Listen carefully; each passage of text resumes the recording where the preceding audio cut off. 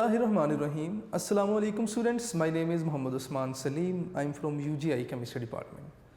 Students, हमने chapter second year chemistry हमने chapter 11 start किया था. लास्ट लेक्चर में हमने इथेनॉल की प्रिपरेशन डिस्कस की बाय फर्मेंटेशन और हमने मोलेसिस तक अपनी बात को कंप्लीट किया था. आज का हमारा लेक्चर लास्ट लेक्चर की ही कंटिन्यूटी है, लास्ट लेक्चर की ही चेन है. आज के इस लेक्चर में हम प्रिपरेशन ऑफ इथेनॉल डिस्कस करेंगे फ्रॉम स्टार्च और इसके अलावा हम डिस्कस करेंगे कि कितने % हमें इथेनॉल मिलती है और इसके अलावा हम डिस्कस करेंगे कि इथेनॉल की कंसंट्रेशन को बेहतर करने के लिए हम क्या कर सकते हैं और फर्दर आगे एक दो और इम्पोर्टेंट बातें जो हम इथेनॉल के बारे में पढ़ेंगे. तो स्टूडेंट्स आइए हम स्टार्ट करते हैं अपना आज का टॉपिक. फर्मेंटेशन हम डिस्कस कर रहे थे और आज हम फर्मेंटेशन के through preparation of ethanol discuss करेंगे और फर्मेंटेशन जो हम पढ़ेंगे वो स्टार्च की होगी. तो स्टूडेंट्स हमारा मेन टॉपिक है फर्मेंटेशन. मैं यहाँ पे लिख देता हूँ जी, हमारा मेन टॉपिक फर्मेंटेशन है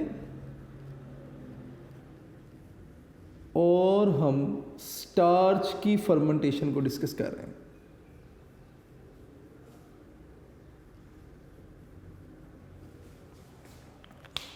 मैं यहाँ पे लिखूंगा फ्रॉम स्टार्च.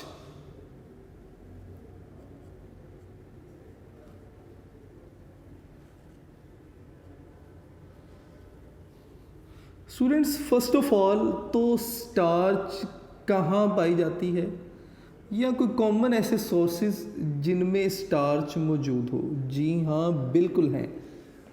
पोटैटोज़ हैं, बार्ले, जो जिसे आप कहते हैं, ठीक है. इसी तरह मेज़, मकई, ये जो है ना ये स्टार्च के बड़े रिच और चीप सोर्स हैं, मतलब इनमें स्टार्च मौजूद है.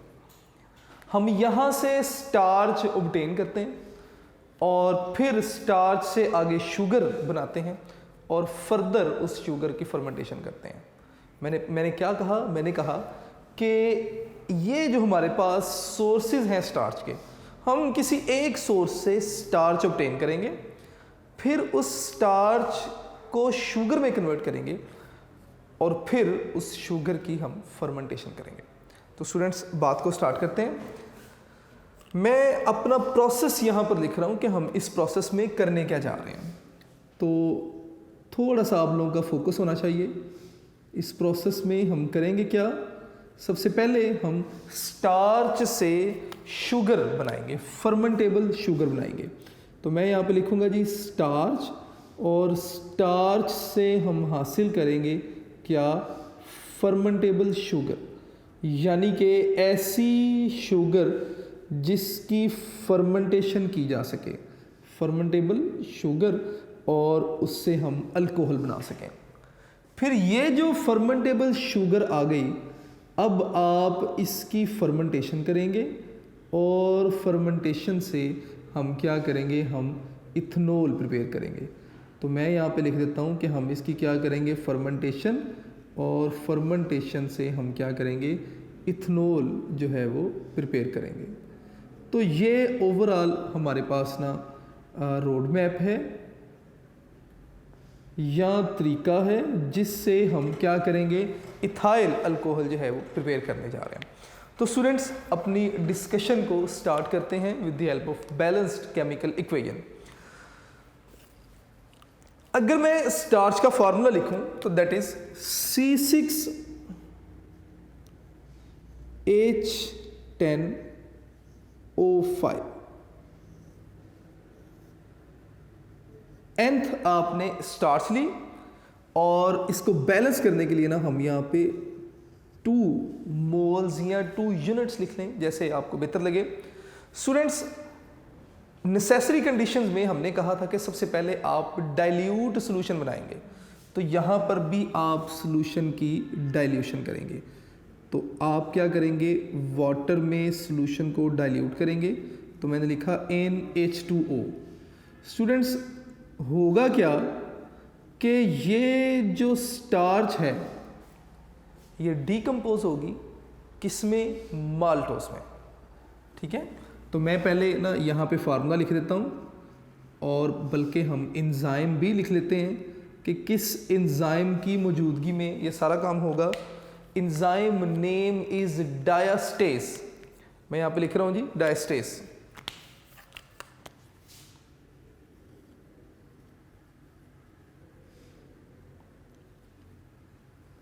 जो कि मौजूद होगा किसमें, यीस्ट में। स्टूडेंट्स, इस एंजाइम की मौजूदगी में स्टार्च कन्वर्ट होगी माल्टोज में, जिसका फार्मूला होगा जी C12H22O11। तो मैं यहाँ पे लिख देता हूँ जी कि NC12H22O11 माल्टोज। माल्टोज क्या है? माल्टोज भी एक रिच सोर्स है फर्मेंटेबल शुगर का। स्टूडेंट्स, आपने लास्ट लेक्चर में जब हमने फर्मेंटेशन पढ़ी मोलेसिस से, तो मोलेसिस का फार्मूला भी यही था C12H22O11। माल्टोज का फार्मूला भी यही है। Students, these both are isomers of each other. ये एक दूसरे के आइसोमर्स हैं, इनके स्ट्रक्चर डिफरेंट हैं लेकिन इनके मॉलिक्यूलर फार्मूला ही क्या है, सेम है। अब ये जो माल्टोज बनी हमारे पास, अब हम नेक्स्ट क्या करेंगे जी, इसकी फर्दर डाइल्यूशन करवाएंगे और इसमें जो है ना इस लार्ज मॉलिक्यूल को डीकम्पोज करेंगे स्मॉल मॉलिक्यूल में। कैसे, ज़रा गौर करेंगे आप लोग। ये हमारे पास था जी स्टार्च। मैं यहाँ पे नाम भी लिख देता हूँ ताकि चीज़ें हमें क्लियर रहें, और इससे हमारे पास क्या बना, माल्टोज। अब ये जो माल्टोज है मैं लिखूँगा जी C12H22O11। आप इसकी डिल्यूशन करवाएंगे और इसकी डाइल्यूशन से हमारे पास एंजाइम्स की कैटालिटिक एक्टिविटी से जो नेक्स्ट प्रोडक्ट हमारे पास बनेगी दैट इज ग्लूकोज। एंजाइम जो हम यहाँ पे इस्तेमाल करेंगे, एंजाइम इज माल्टेज। याद रखना थोड़ा सा आसान होगा माल्टोज के लिए। जो एंजाइम आप इस्तेमाल कर रहे हैं, जो एंजाइम यहाँ पर एम्प्लॉय होंगे, माल्टेज। और ये एंजाइम भी कहाँ पर मौजूद है, यीस्ट में मौजूद है। तो मैं यहाँ पे लिख देता हूँ जी कि present in yeast. Students, maltase enzyme की मौजूदगी में माल्टोज डीकम्पोज होगी किसमें, C6H12O6, जिसे आप ग्लूकोज का नाम देते हैं। तो बैलेंस करने के लिए देख लें जी, यहाँ पे हम 2 लिख देंगे तो ये आपके पास क्या बन गया, ग्लूकोज बन गया। जरा प्रोसेस देखिएगा, आपने क्या किया, सबसे पहले स्टार्च को फर्मेंटेबल शुगर में कन्वर्ट किया। अब उस शुगर की फर्दर हम क्या कर रहे हैं, फर्मेंटेशन करवा रहे हैं। नेक्स्ट, बिल्कुल लास्ट जो आपने प्रोसेस पढ़ा था, बिल्कुल वही स्टेप रिपीट होगा यहाँ पे। मैं यहाँ पे लिखूंगा जी C6H12O6, जो कि क्या है, ग्लूकोज है। स्टूडेंट्स, ये जो ग्लूकोज है इसकी फर्मेंटेशन होगी फर्दर, और इन द प्रेजेंस ऑफ जाइमेज। बिल्कुल पहले की तरह आप लिखेंगे जी कि जो एंजाइम यहाँ पर एम्प्लॉय होगा that is जाइमेज present in yeast, और जो आपके पास प्रोडक्ट्स बनेंगी यहाँ पर बिल्कुल पहले की तरह C2H5OH, जिसे आप नाम देंगे किसका जी, इथेनॉल का। तो मैं यहाँ पे लिख दूंगा जी इथेनॉल, और नेक्स्ट आपके पास क्या बनेगा, साथ में CO2 कार्बन डाइऑक्साइड। 2 यूनिट आपके पास इथेनॉल के और 2 ही यूनिट आपके पास बनेंगे जी किसके, कार्बन डाइऑक्साइड के। तो स्टूडेंट्स, ये 2 प्रोसेस थे जो कि हमारे टेक्स्ट बुक में डिस्कस किए गए for preparation of ethanol through fermentation. अब नेक्स्ट कुछ इंपॉर्टेंट बातें जो हमें पता होनी चाहिए। अब वो कहते हैं जी कि हमने फर्मेंटेशन से इथेनॉल तो प्रिपेयर कर ली, अब यहाँ से मिलने वाली इथेनॉल कितने % होती है जी, मैं यहाँ पे लिखूँगा कि इथेनॉल, या मैं लिखूँगा जी अल्कोहल। स्टूडेंट्स, जब भी हम अल्कोहल का वर्ड यूज़ करते हैं ना, तो उससे हमारी मुराद इथेनॉल ही है, इथानॉल ही है, ठीक है। तो मैं यहाँ पे लिख रहा हूँ जी कि alcohol obtained from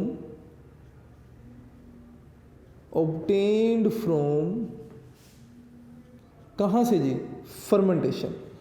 alcohol obtained from fermentation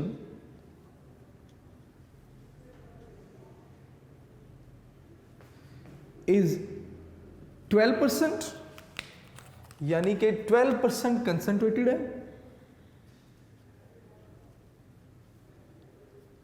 और वो कहते हैं जी कि नेवर एक्सीड फ्रॉम 14%। मैं यहां पर लिख देता हूं कि नेवर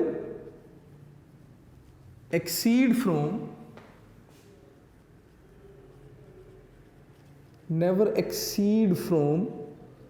14%, कि ये 14% से ज़्यादा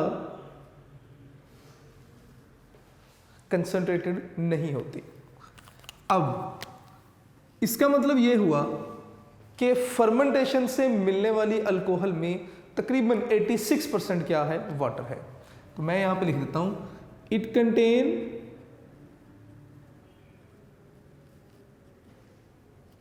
इट कंटेन almost 86% वाटर, और इसमें तकरीबन 86% वाटर मौजूद है। और अगर आप कहें ना कि मैं फर्मेंटेशन से 14 से ज़्यादा 20% तक या 25% तक कंसनट्रेटेड इथेनॉल बनाना चाहता हूँ, तो ऐसा पॉसिबल नहीं है, क्योंकि इससे ज़्यादा अगर कंसनट्रेटेड इथेनॉल बनेगी तो एंजाइम जो हैं वो इनएक्टिव होना शुरू हो जाएंगे, क्योंकि हमने पढ़ा हुआ है कि enzymes are active in dilute solution. ठीक है, तो मैं यहाँ पे लिख भी देता हूँ, आप यहाँ पे बता दें बियॉन्ड दिस लिमिट जो एंजाइम है, एंजाइम्स बिकम इनएक्टिव, कि एंजाइम इस लिमिट से आगे इनएक्टिव होना शुरू हो देते हैं। तो इसका मतलब आपको जो अल्कोहल मिलेगी वो 12 से 14% तक ही कंसनट्रेटेड होगी। अगर आप कंसंट्रेशन बढ़ाना चाहते हैं तो आप क्या करें, आप यहाँ से हासिल होने वाली अल्कोहल की अगेन एंड अगेन डिस्टिलेशन करवाएं, और इस तरह आप 95% तक अल्कोहल जो है वो हासिल कर सकते हैं। और 95% अल्कोहल को हम रेक्टिफाइड स्पिरिट कहते हैं, लास्ट मैंने डिस्कस भी किया था आपके साथ। तो मैं यहाँ पे लिखूँगा कि ये जो अल्कोहल ऑब्टेन हुई हमें, इस अल्कोहल ऑब्टेन फ्रॉम फर्मेंटेशन या बाय फर्मेंटेशन आप लिख लें तो ज़्यादा बेहतर होगा। अल्कोहल ऑब्टेन्ड बाय फर्मेंटेशन, आप क्या करेंगे, आप इसकी डिस्टिलेशन करवाएंगे अगेन एंड अगेन,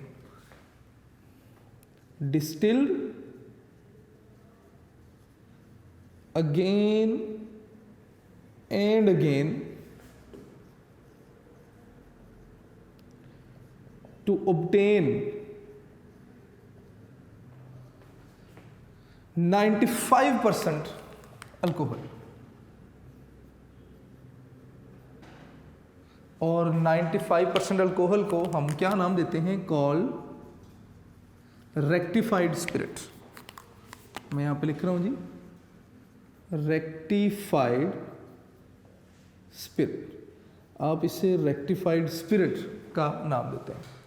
स्टूडेंट्स, अगर आप इससे ज़्यादा अल्कोहल, मतलब कि आप एब्सोल्यूट अल्कोहल हासिल करना चाहते हैं, जिसे आप एनहाइड्रस अल्कोहल भी कह सकते हैं, तो आप क्या करेंगे, आप इसमें क्विकलाइम यानी कि CaO ऐड करेंगे, और CaO क्या करेगा, वाटर को ऑब्जॉर्ब करेगा, मॉइस्चर को ऑब्जॉर्ब करेगा, और आपके पास एब्सोल्यूट यानी कि 100% के करीब अल्कोहल बन जाएगी।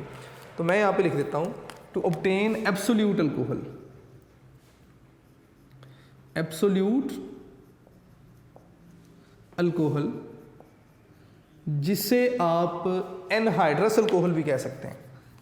मैं यहाँ पे लिख रहा हूँ जी कि एनहाइड्रस, और मैं बार बार बता चुका हूँ कि एनहाइड्रस का मतलब होता है जिसमें वाटर मौजूद ना हो। ठीक है, एब्सोल्यूट अल्कोहल ऑब्टेन, आप ऑब्टेन करते हैं कैसे, बाय एडिंग क्विकलाइम जिसे आप CaO भी कहते हैं, मैं यहाँ पे लिख रहा हूँ जी, क्विकलाइम जिसे आप CaO भी कहते हैं, ठीक है। आप ऐड करेंगे किसमें, इन रेक्टिफाइड स्पिरिट में, इन रेक्टिफाइड स्पिरिट आप रेक्टिफाइड स्पिरिट में ऐड करें CaO, तो क्या होगा, विच विल, कौन, ये CaO क्या करेगा, which will absorb moisture and result in absolute alcohol. Absolute alcohol हमें मिल जाएगी। स्टूडेंट्स लास्ट में denaturing of alcohol, denaturing of alcohol क्या है, सबसे पहले मैं हेडिंग लिख दूं, उसके बाद हम डीनेचरिंग ऑफ अल्कोहल को भी डिस्कस करेंगे। डीनेचरिंग ऑफ अल्कोहल,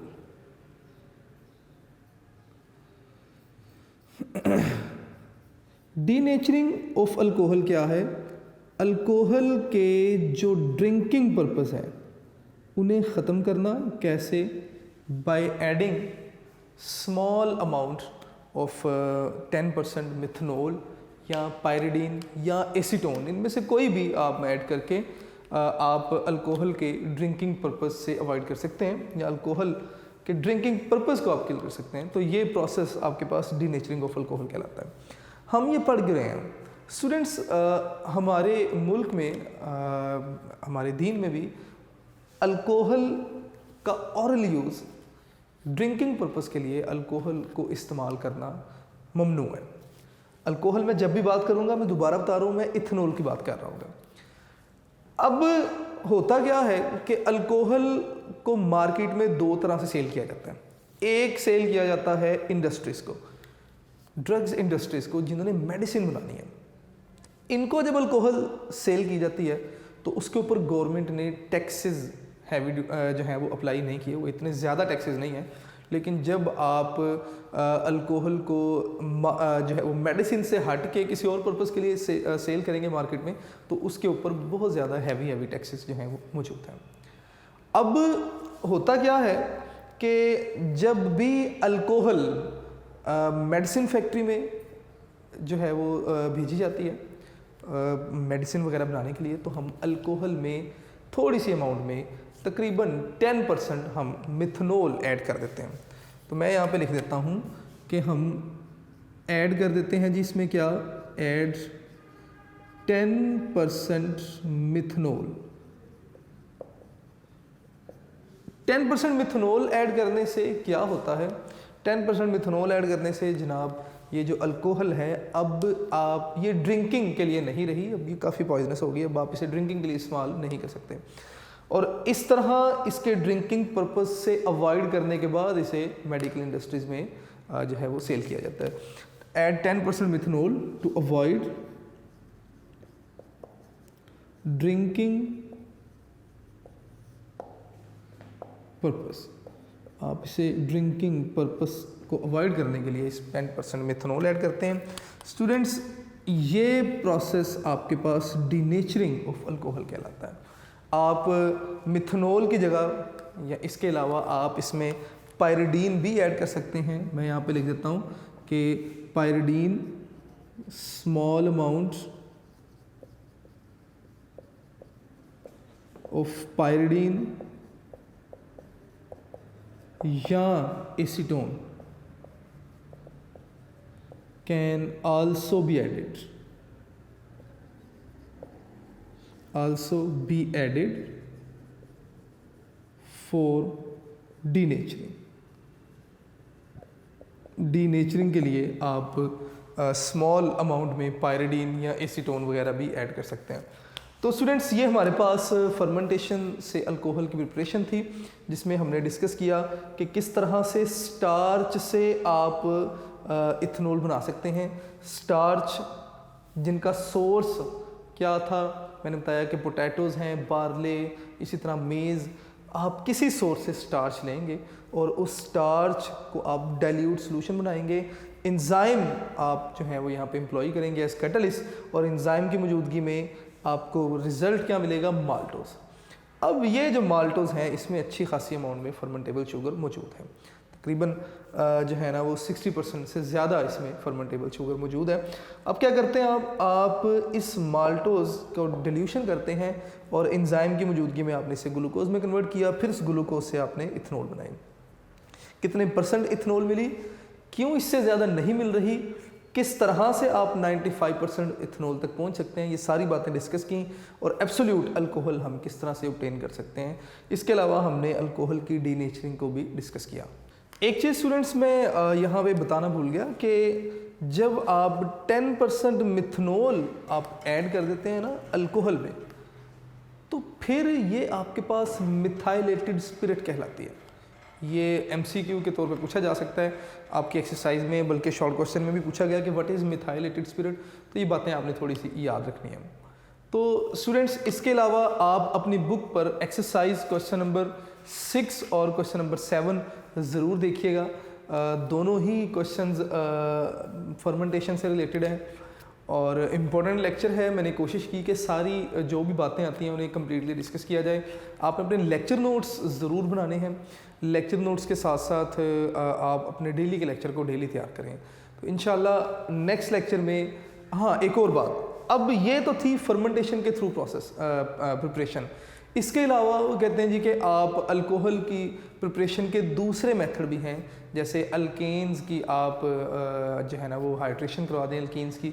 इसी तरह अगर आप ग्रिग्ना रिएजेंट से अल्कोहल प्रिपेयर करना चाहते हैं तो उसके लिए भी मेथड्स मौजूद हैं, लेकिन ये तमाम मेथड हम प्रीवियस लेक्चर्स में पढ़ के आ चुके हैं, तो इसलिए हम उन्हें फर्दर यहाँ पे डिस्कस नहीं कर रहे। तो स्टूडेंट्स ये हमारे पास ओवरऑल प्रिपरेशन थी अल्कोहल्स की।